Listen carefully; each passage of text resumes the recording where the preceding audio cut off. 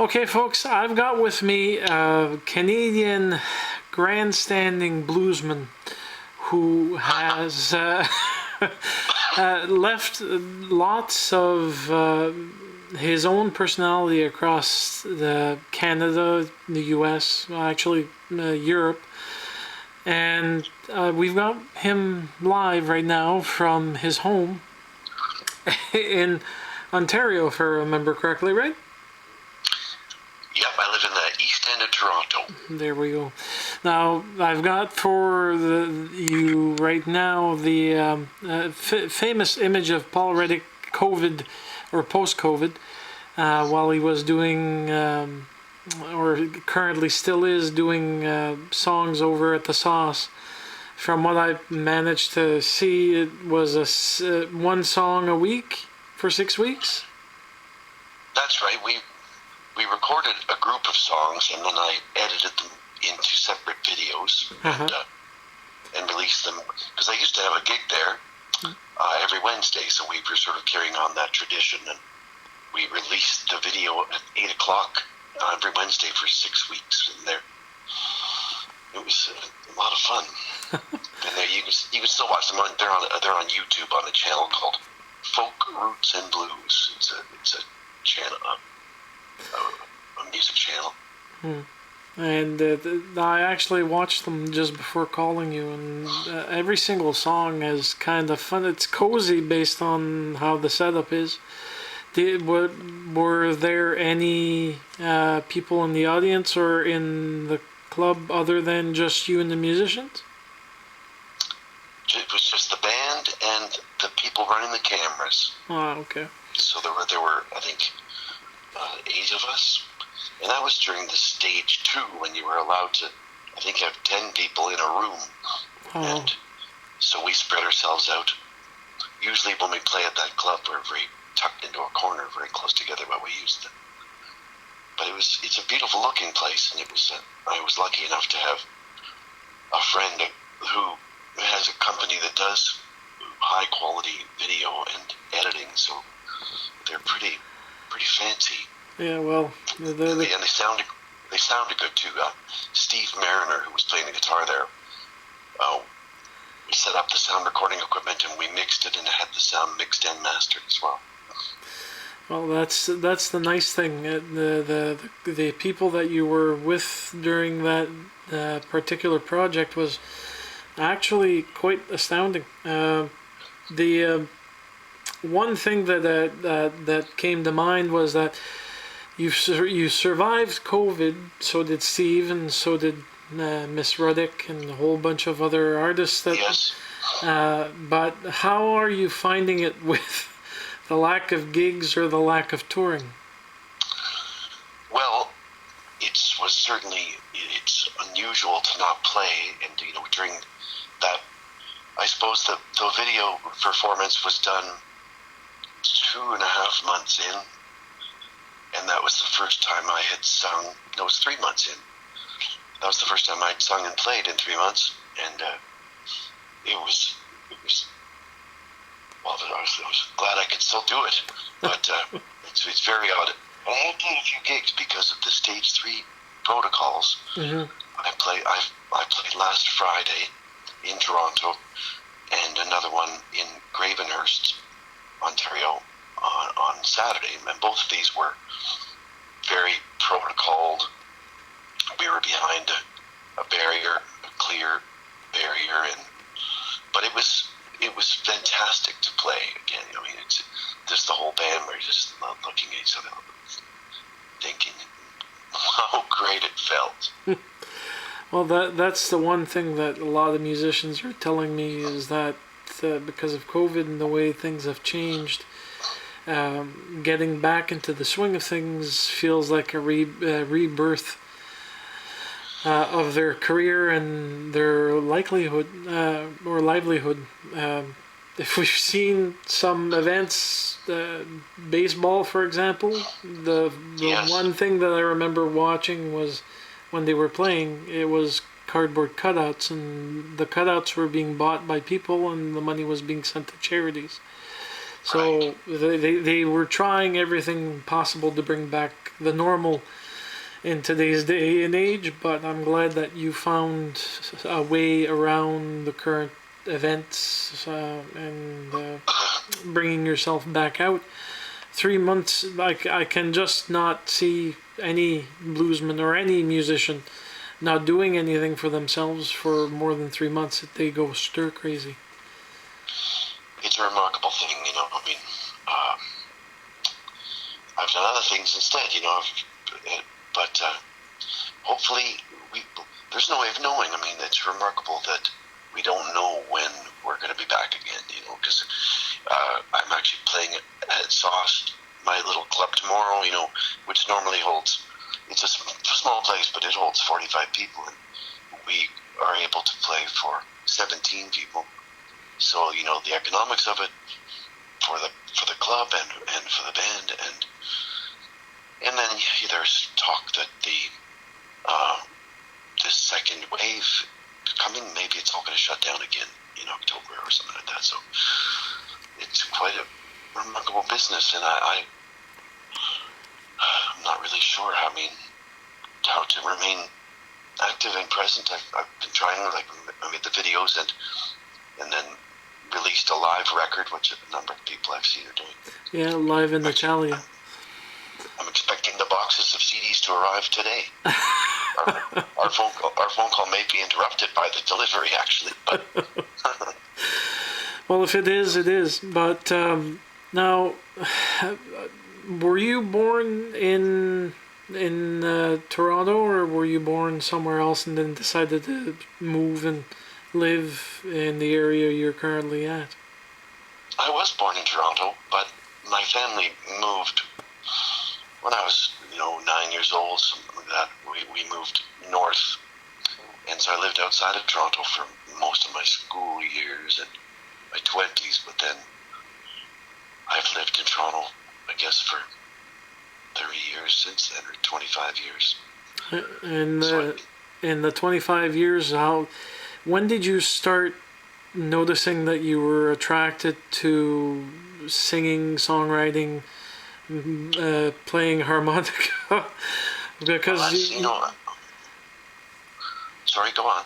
Because you have a very large career. I mean, if we go back to the 2000s to 2020, you've been you started off with Paul Reddick and the Sidemen, and then you decided to go and just use your name with certain contacts, allowing you to actually have backup musicians or studio musicians to actually help you create your records.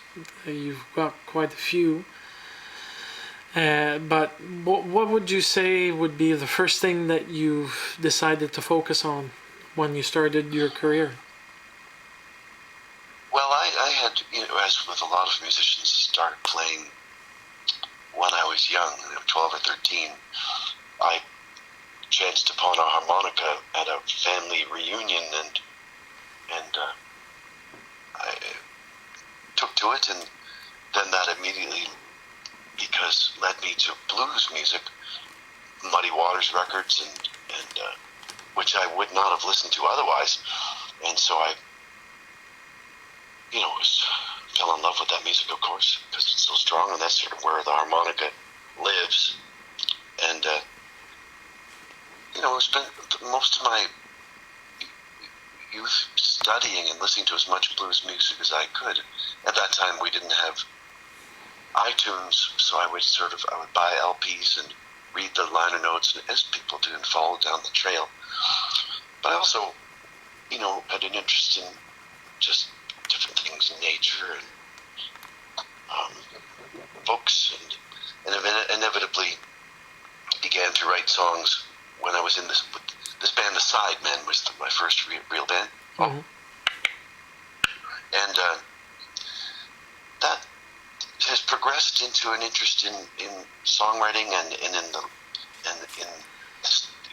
integrating elements of poetry into the lyric writing process, and trying to write blues songs that aren't completely conventional, they just have moved the dial a little bit to try to echo blues rather than I'm not very good at. I've got a bad memory, so I'm not very good at copying people. So I never felt like I was doing any of the songs justice when I did covers. So I wrote some songs and ended up with kind of a eccentric way of doing them. Well, I wouldn't say eccentric. I mean, unique is more the actual best way to describe your style. There's no one else that can copy Paul Reddick. They go when if they decide to cover one of your songs, they do it their own style. They can't really do Paul. I mean, there's only one of you. And well, I hope that's true. Thank you. no, it is. It entirely is. The one thing that I noticed is that you were, I think you won out over Steve Mariner in 2018 Maple for Best Harmonica Player of the Year, if I remember correctly. I don't know. I've won a few of those things. Steve Mariner is certainly a more thorough traditional harmonica player than me, and I like the instrument as an expressive instrument. I don't play that much in a song.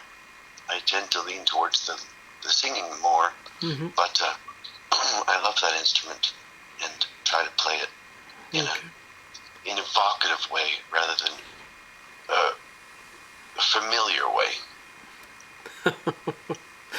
Well, I mean, it depends on what you prefer. Your voice is literally the keymaster for your poetic justice towards your own songs, and you tend to correlate your own sentiments towards the audience of choice depending on where you're at and what you're doing and how what the mood is.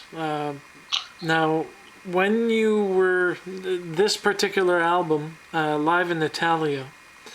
Yes. When was this recorded? Because I know that with COVID, a lot of the release dates and the studio mastering dates were completely off.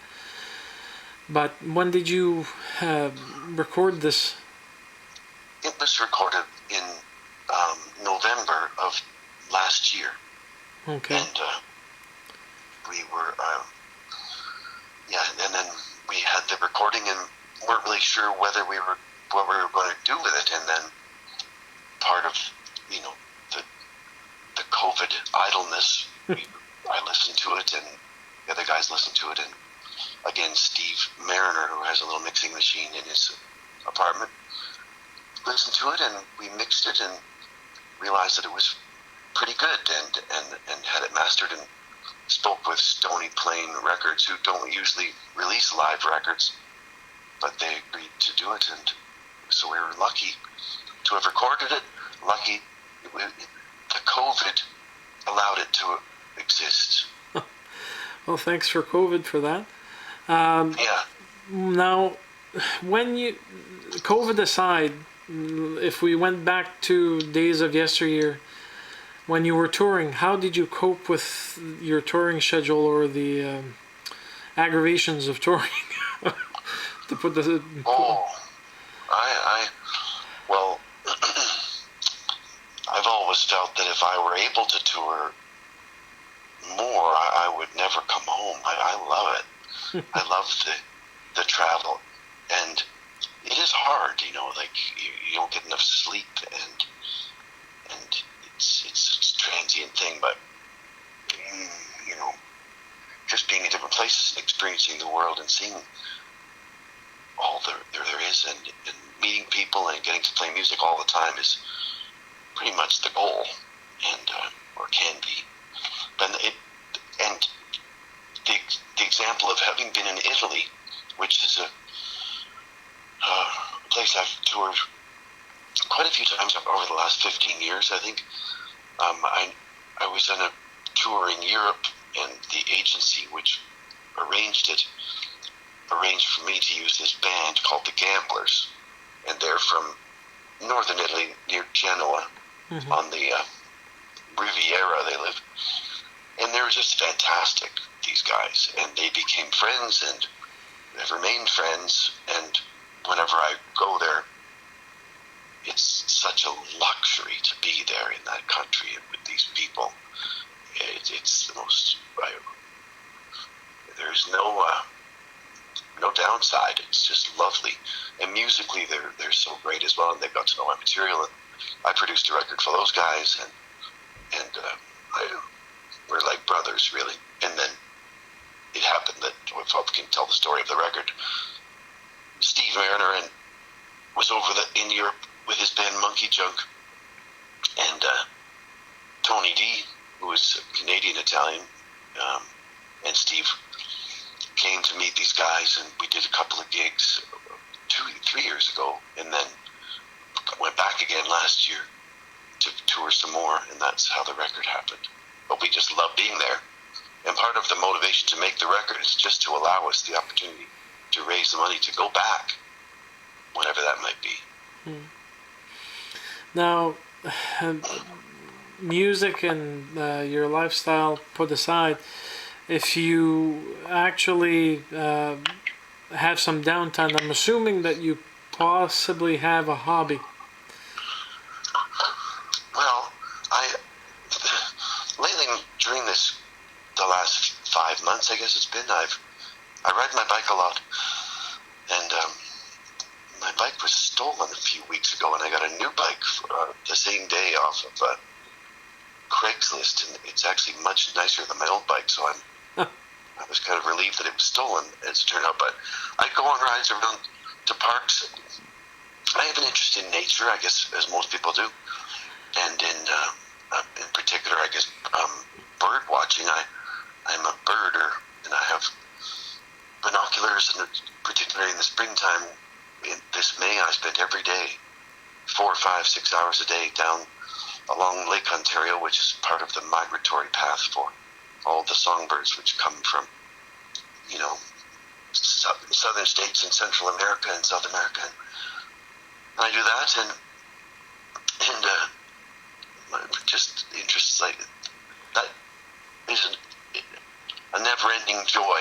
And the funny thing, recently I had a few books on just weather and on clouds, and I read a book about the guy that named the clouds, and then there's a number of books put out by this place called the Cloud Appreciation Society.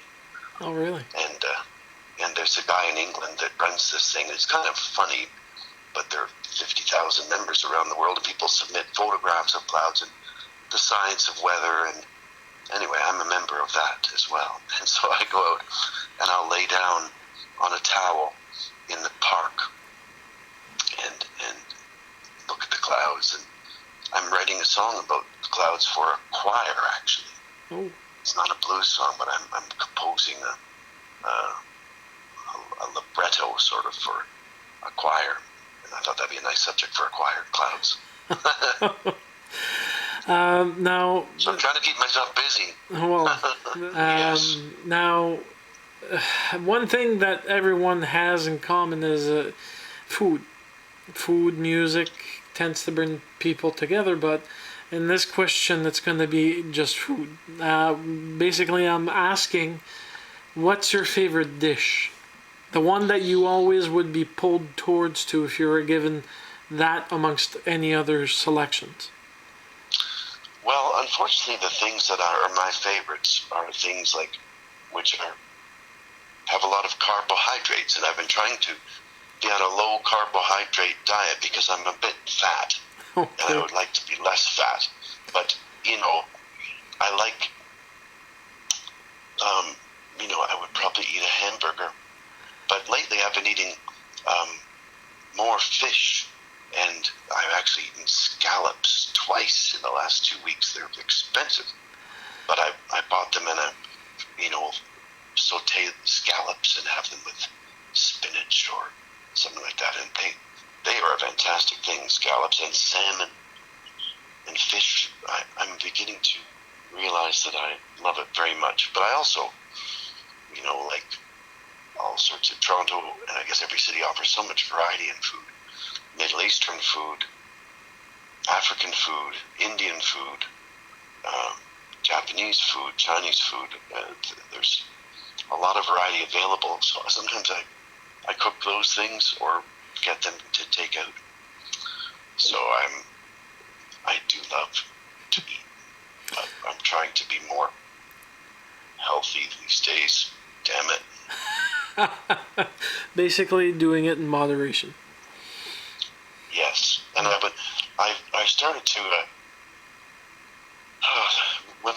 to buy coffee at one point. You had to like order it online and get it delivered because there was I couldn't find any coffee beans. And there's a place in Toronto called they sell green beans and roasted beans. And I looked at their website and they're explaining how you roast green coffee. Mm-hmm. And you just take the green beans and put them in a cake tin and put them in the oven at 450 for 10 minutes and they come out and they're done. It's like making popcorn. Oh, wow. So I've been roasting my own coffee, and I'll tell you that it's been a delicious part of the day.